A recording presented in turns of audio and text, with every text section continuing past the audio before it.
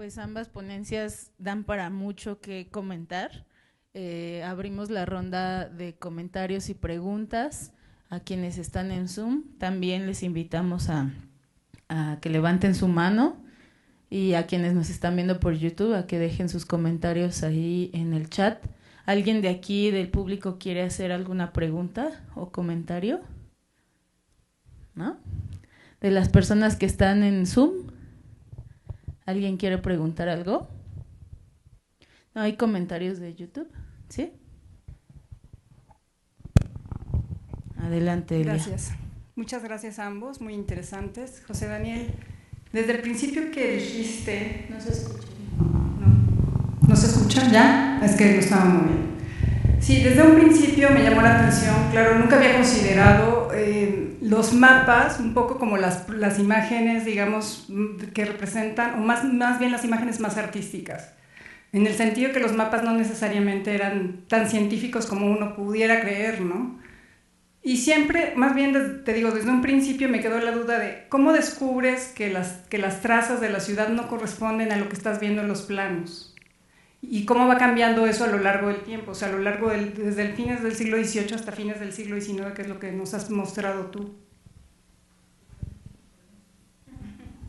Bueno, aprovecho para también hacer un par de preguntas para las personas ponentes aquí. Para Daniel, a mí me llamaba la atención esta representación de algunos edificios que no en todos los mapas aparecen, pero sí, cuando decías que la representación era bidimensional, ¿también te referías a eso? Como a veces vemos como la fachada de la iglesia, como si estuviéramos viéndolo a la vez desde arriba, pero a la vez de frente, ¿no?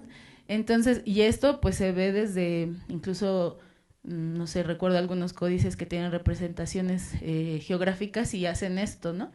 Pero veo que este cambio hacia la racionalidad o hacia una idea científica de la representación no deja de hacerlo, ¿no? Entonces me preguntaba si esto con el tiempo se fue perdiendo, porque ahora vemos los mapas, por ejemplo, los mapas de, no sé, de producción de alimentos en México, así, hacen lo mismo, ¿no? O sea, es como si lo estuvieras viendo desde arriba y desde un lado, porque ves la representación de la figura, y esto qué significado tiene, si nos pudieras contar. Y para Angélica, también me parece muy interesante. Yo aquí trabajo en la línea de historia del turismo y hay gente que trabaja las transformaciones urbanísticas en los espacios, sobre todo en el centro histórico, bueno, los centros históricos, con el enfoque de qué de esto se hace para el turista, ¿no? Entonces quería preguntarte si has encontrado de eso algo en estos proyectos de modificación de la ciudad. Y por otro lado también quería comentar que igual a lo mejor una variable que no sé qué tanto, bueno, por ahí lo mencionaste un poco, respecto a que justo los años 50, pues son los años del boom de la migración del campo a la ciudad, ¿no? Y a la Ciudad de México no se diga, y del crecimiento de estos barrios periféricos, sin planificación, sin modernidad, sin servicios, etcétera. Pero me llama la atención que entonces esté pasando al mismo tiempo estos proyectos de modernización, y yo hubiera pensado que más bien se trata de modernizar lo que está caótico y no, o sea, como que primero fue el huevo y luego la gallina, ¿no?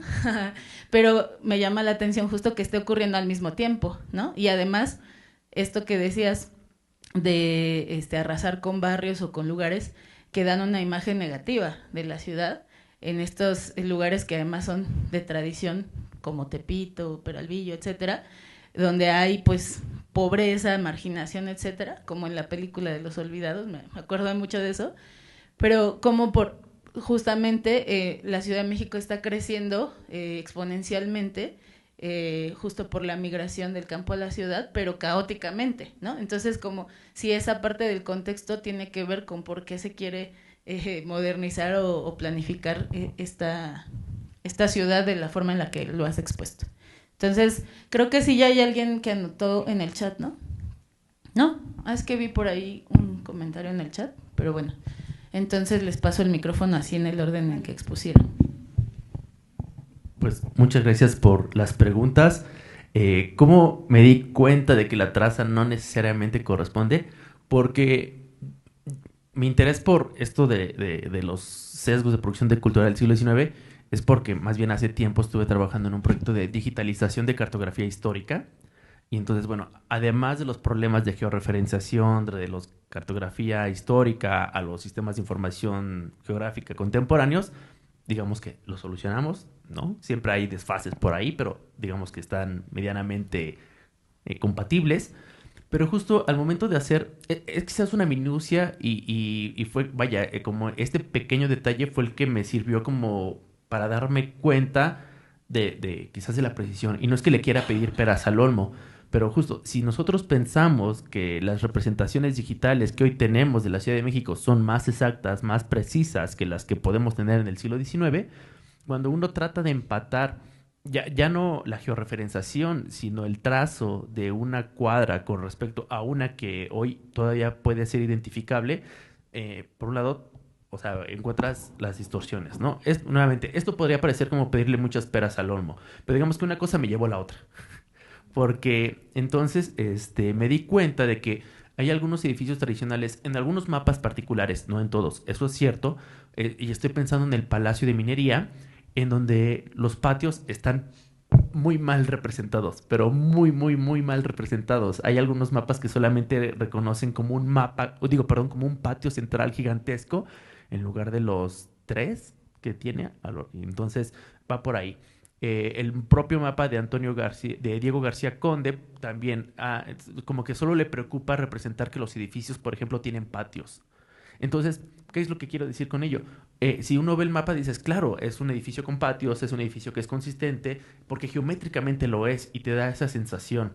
No es que propiamente la traza no correspondiera, porque al final la está representando, ¿no? Porque eso me llevó además como una especie de discusión epistemológica y filosófica, ¿no? Bueno, y ya saben esto de que el mapa no es el territorio, ¿no? Que mapa sí es una representación fidedigna de ese espacio, pues realmente podremos decir que ninguna lo es. Pero lo que quiero decir es que en el siglo XIX justo podemos ubicar este sesgo de pretensión de querer hacer la réplica de la realidad. Y aún así, bajo este sesgo de querer hacer la réplica de la realidad, hay como que ellos mismos tienen un límite, ¿no? Que puede ser un límite de esfuerzos, un límite de técnico, puede ser un límite de lo que quieran.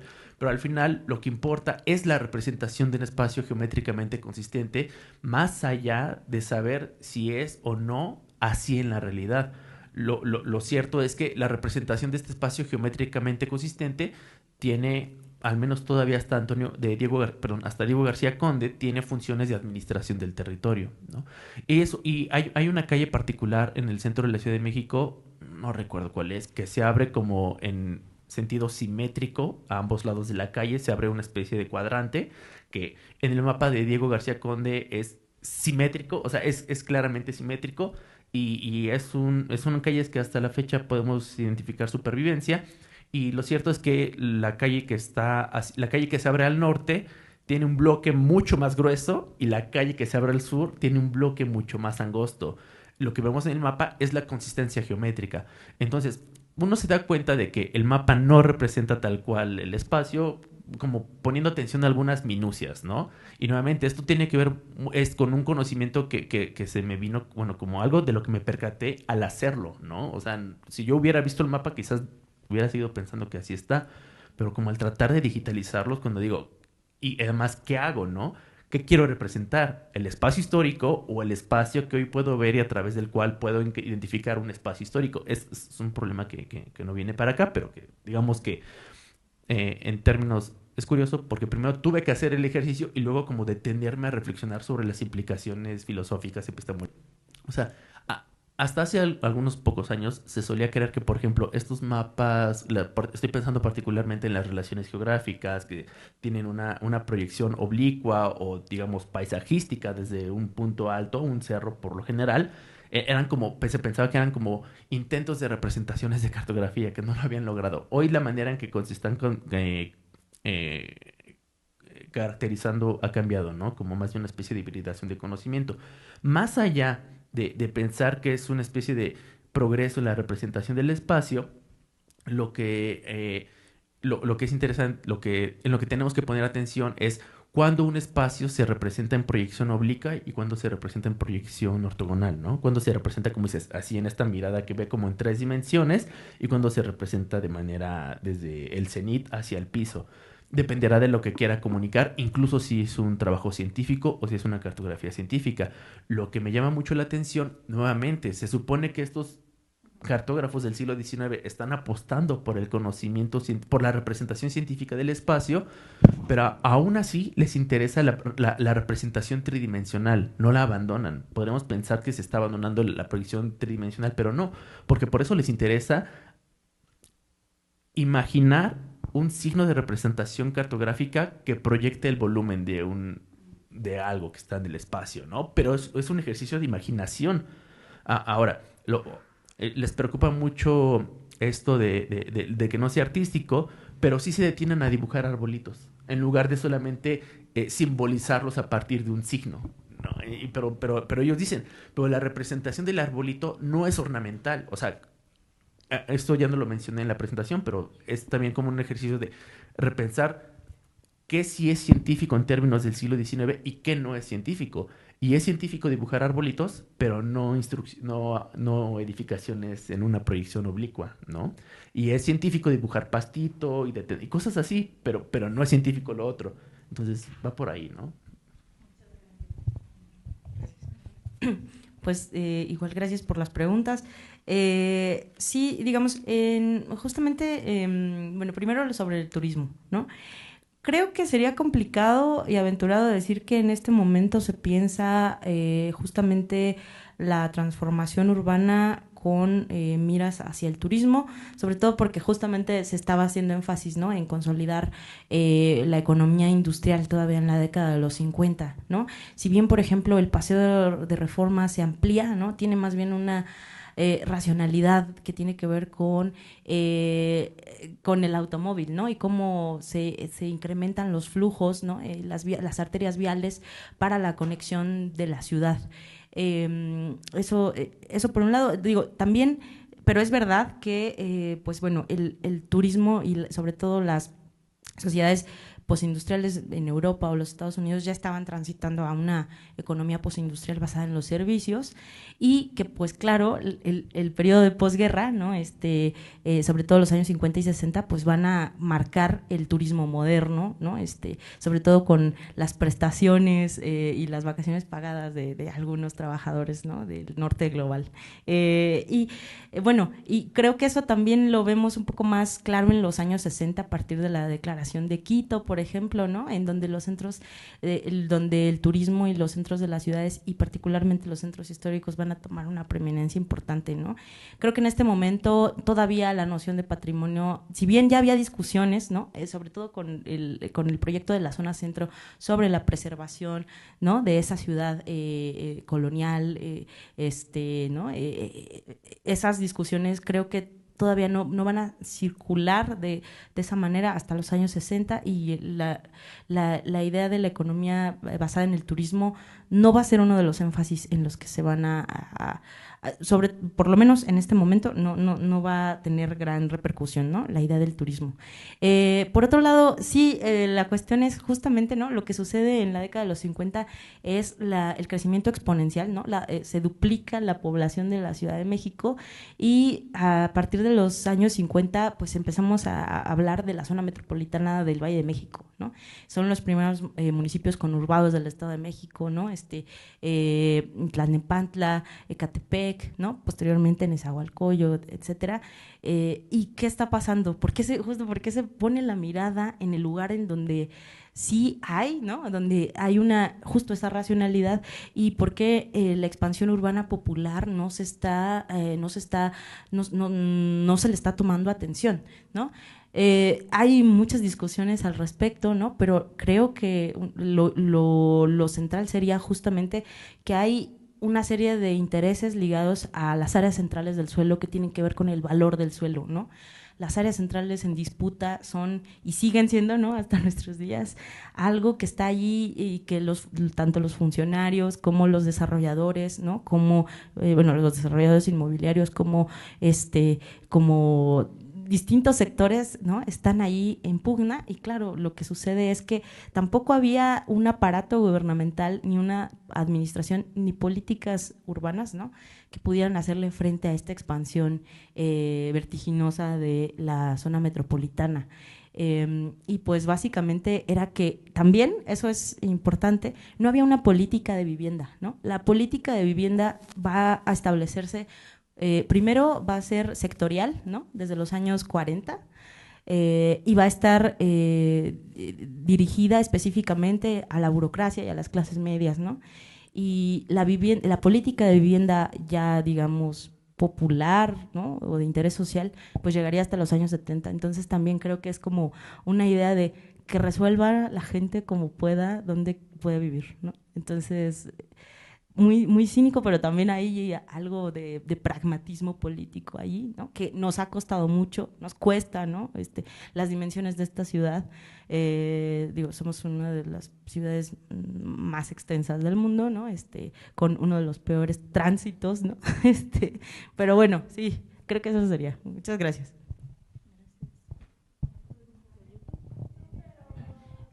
Rosa tenía levantada la manita. ¿Ya no quieres participar, querida Rosa? Porque ya bajaste tu mano.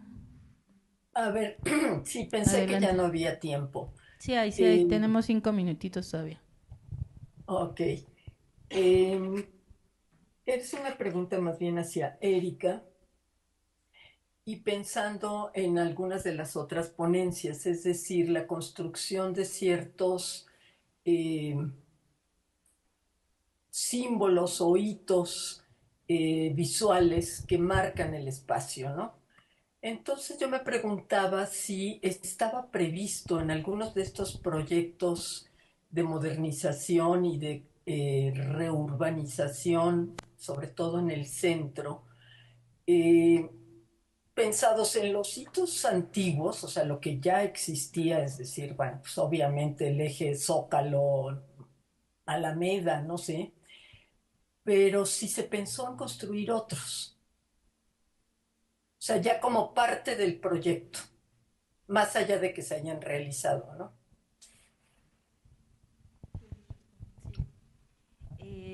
Sí, por ejemplo, bueno, a lo mejor ya no lo consideramos tanto, pero digamos, había distintos elementos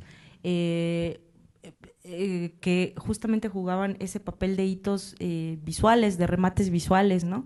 Y de una nueva configuración de un espacio, de un paisaje urbano, perdón, moderno, pero otra vez, ¿no?, esta modernidad, esta discusión de la modernidad mexicana entre distintos tiempos, ¿no? ¿Cómo hacemos este palimpsesto del paisaje urbano, ¿no?, y de la arquitectura?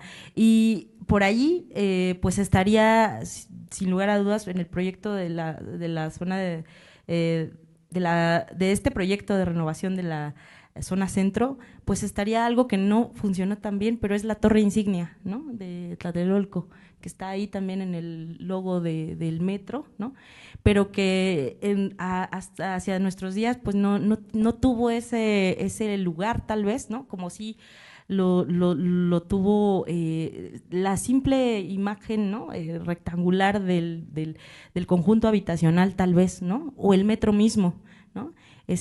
Pero creo que ese sería uno. La otra, las glorietas, ¿no?, de Reforma, el ensanche hacia el norte, de la prolongación de Reforma, y las glorietas, ¿no?, como esta, que además también entrarían un poco en contradicción con esta racionalidad, ¿no?, o esta apertura de arterias viales modernas, ¿no?, porque se le da justamente una glorieta, pero estarían esas dos imágenes, me parece. Y muchas gracias por la pregunta. ¿Alguien más quiere hacer alguna pregunta? ¿No? Elia, adelante. Sí, quería preguntarte, si no eres, o entendí mal, o idealizabas cuando decías que triunfó la racionalización sobre el conflicto. ¿Sí me escuchaste? Bueno, lo repito, o sea, si había sido muy optimista al decir que triunfaba la racionalización sobre el conflicto, o sea, de que sí funcionaron todas estas grandes unidades habitacionales, porque también seguramente generaron un montón de tensiones a su vez, ¿no? Sí, yo creo que ahí justo sería la predigitación de la imagen un poco, no sé cómo decirlo, es decir, lo que circuló fue el triunfo de esta ciudad racional, ¿no? La imagen, pero que esconde una serie de tensiones, ¿no? Detrás. Sí, entonces yo no necesariamente pensaría que triunfó la racionalidad, pero sí triunfó la imagen de la racionalidad, ¿no? Que esconde detrás todo esto. Sí.